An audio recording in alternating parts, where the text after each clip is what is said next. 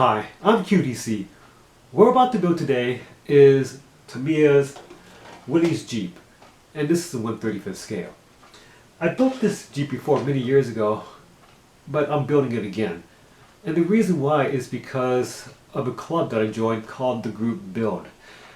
So this club called the Group Build is just basically a group of model kit builders who will build a model kit based on a theme. And the theme for this time was to build a civilian vehicle. So when I was thinking about building a civilian vehicle, I was just thinking about my very first time riding and driving a World War II vehicle, the Willys Jeep. This does require a little bit of explanation. In my opinion, what was the major contributing force of the Allies winning World War II was the industrial might of the United States. My country here in the United States produced a lot of war material for the war effort. My government really encouraged a lot of its civilians to invest in the war, and so there were many people who worked to produce a lot of materials for the war effort, like cars, trucks, ships, weapons, guns, you name it. We produced a lot of it because we believe that by producing more of this material, we'll be able to win the war. And I think, in my opinion, there is some truth into that. But anyway, my country produced so much of these war materials that after World War II, we had a surplus. So this surplus of war materials was put into storage, and then starting sometime in the 1960s through the early 1980s, these surplus war materials was auctioned off. The government didn't think that these old war materials was in use anymore, so it was auctioned off to the public. So there were these stores that sprung up called military surplus stores, in which you would go into these stores and you could buy a lot of these surplus materials. So there was uniforms, gadgets, and even firearms you could actually buy at these military surplus stores. So how did I actually get involved into driving the Willys Jeep? Well, sometime in the 1960s, there was a man who bought a military surplus Jeep from the surplus store, and so he was a farmer, and so he brought it back home to his farm, and he painted his Jeep yellow with a can of yellow paint, household paint, with a paintbrush. So he just simply brushed the olive drab away and painted yellow. And so he drove his Jeep all over his farm until it broke down. Once it broke down, he parked it into his barn, and then it was left abandoned for many years. He passed away, and so his old Jeep was auctioned off for sale. That's how I got involved. My friend, who was a mechanic, he saw the potential of this old World War II Jeep, and so he bought that Jeep at auction for $5,000. And back then, $5,000 was a lot of money to buy an old broken down old Jeep, but he did see potential in that. He thought that he could actually revive it and get it working again. So when he got the old Jeep, he brought it to his shop. He replaced the timing chain, which was the cause of the problem. And so he cleaned up the carburetor, replaced the fuel lines, but the biggest problem was the valves. The valves were stuck inside the head because it was made out of iron, so it was rusted shut. And so for about 2 weeks, he used a can of WD-40, sprayed it into the valves, and he would tap it with a hammer every day for 2 weeks until it broke free. Once it broke free, he was able to start the engine, and it ran as if it was brand new. So he showed it to me, and I was just fascinated by this World War II Jeep. It was small, but it just looked really iconic of the World War II Jeep. And so he said, "Do you want to drive it?" And I said, "Yes." And so I hopped into the Jeep and I drove for the first time. Now, as I was driving, he kept on telling me not to go fast. He told me to go slow, under 30 miles an hour, because if I go beyond that, it gets very dangerous to drive. So it was a thrill for me to drive this old World War II Jeep. And that Jeep that I drove all those years ago encouraged me to fly Warbirds today. For those of you who don't know, one of my favorite hobbies besides building model kits is to fly Warbirds. And so I've flown inside the B-17, the B-29, the B-24, and those were wonderful experiences that I just love to do. So anyway, enough of me. So let's go ahead and start building this kit right now.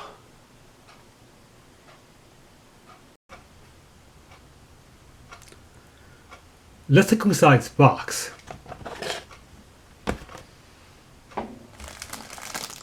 We have the bottom portion of the Jeep,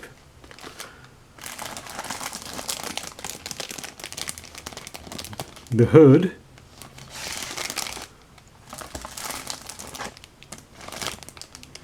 wheels,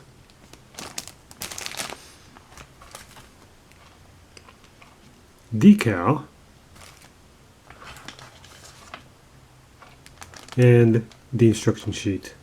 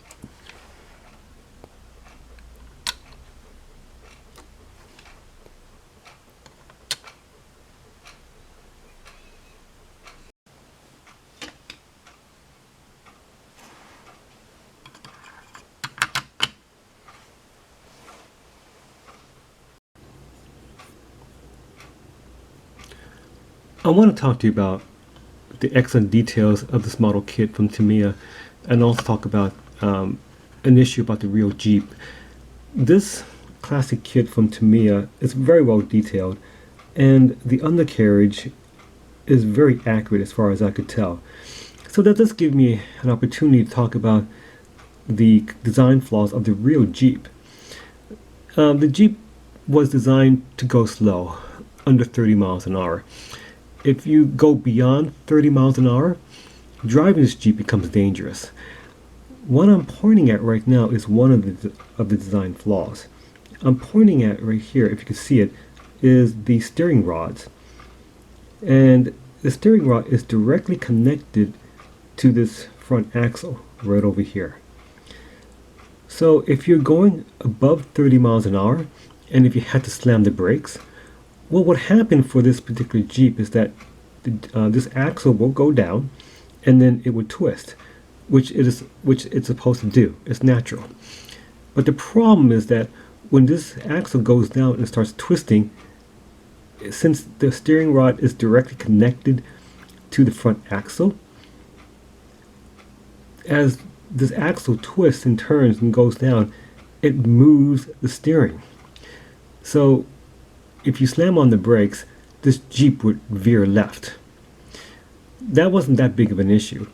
What was more of an issue was that this Jeep, if you're going too fast, will flip if you make sudden turns. And the reason why is because the Jeep had a sensitive steering wheel. So if you're going fast and start making a sudden turn, the turning of the wheels was faster than the Jeep could actually turn. So what would happen would be that the Jeep would flip over, and there were many accidents that was occurred because of that particular issue. And the last issue, design flaw, is the placement of the gas tank. The gas tank was placed right underneath the driver's seat. And so what would happen for that is that if this Jeep ever caught on fire, the first person who would be on fire would be the driver himself. So don't get me wrong, this is the Jeep is very, very nice, and I love it. And really, quite frank with you, if I had a chance, if I had the money really, to buy a Jeep, a World War II Jeep, I would do it in a heartbeat.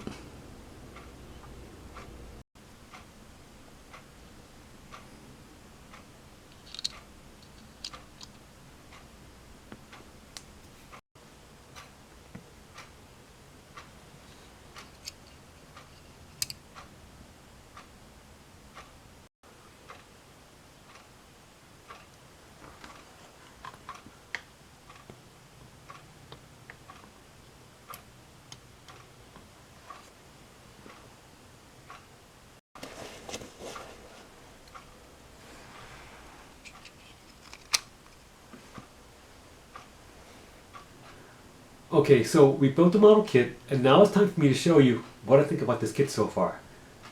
Take a look.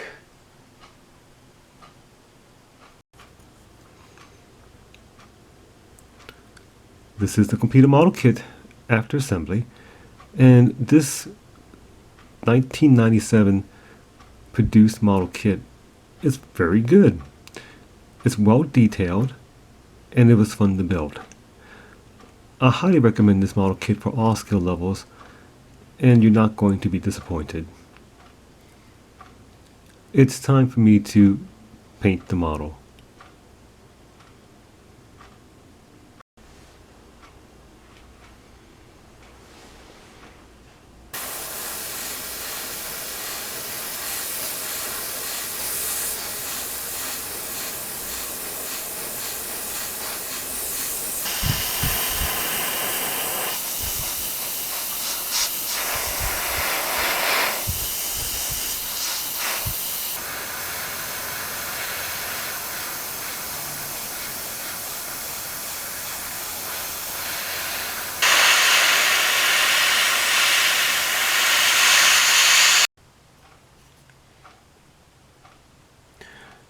I just finished the undercoat, so the reason why I painted this with a whole bunch of wild colors is to give it some visual interest.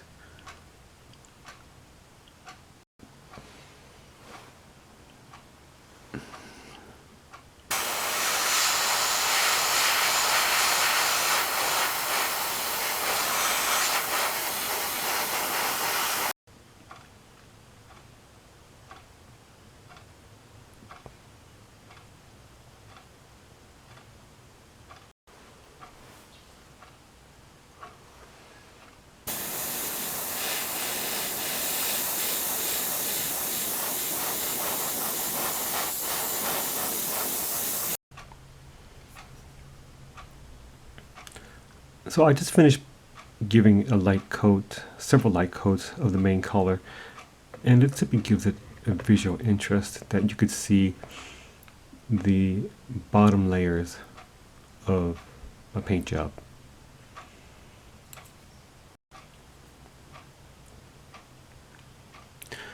I'm adding some chip paint.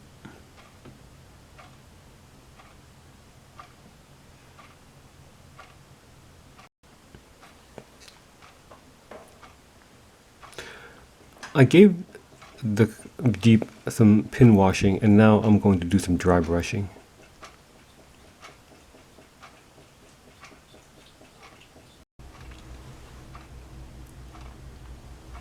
I finished the dry brushing, and now I'm going to give it a matte finish.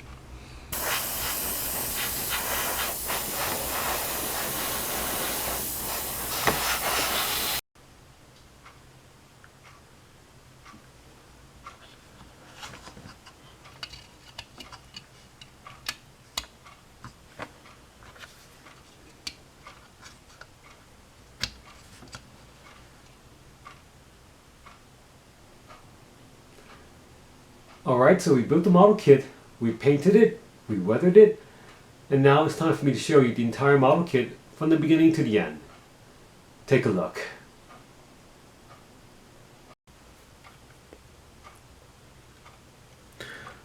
This is the completed model kit after painting and weathering, and this is a very good representation of the actual Jeep that I drove for the first time that really launched my love of flying Warbirds.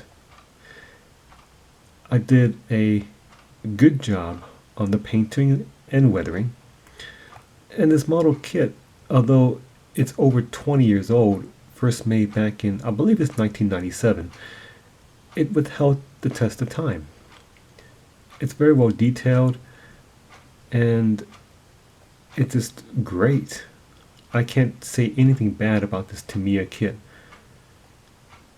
So I hope this video encouraged you to build your own model kit, because it's a fun hobby, and it's really all my videos were really meant to encourage you to build your own model kits and to enjoy it.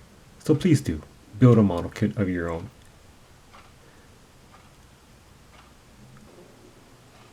That completes this model project. What you're about to see is a video slideshow of the entire model kit, but before I go, as always, just because I put this video here on YouTube, it doesn't make me a model kit expert. I'm not an expert, I'm just a regular guy just like you. So please, build a model kit of your own and enjoy it. I'm QDC, and thanks for watching. Goodbye now.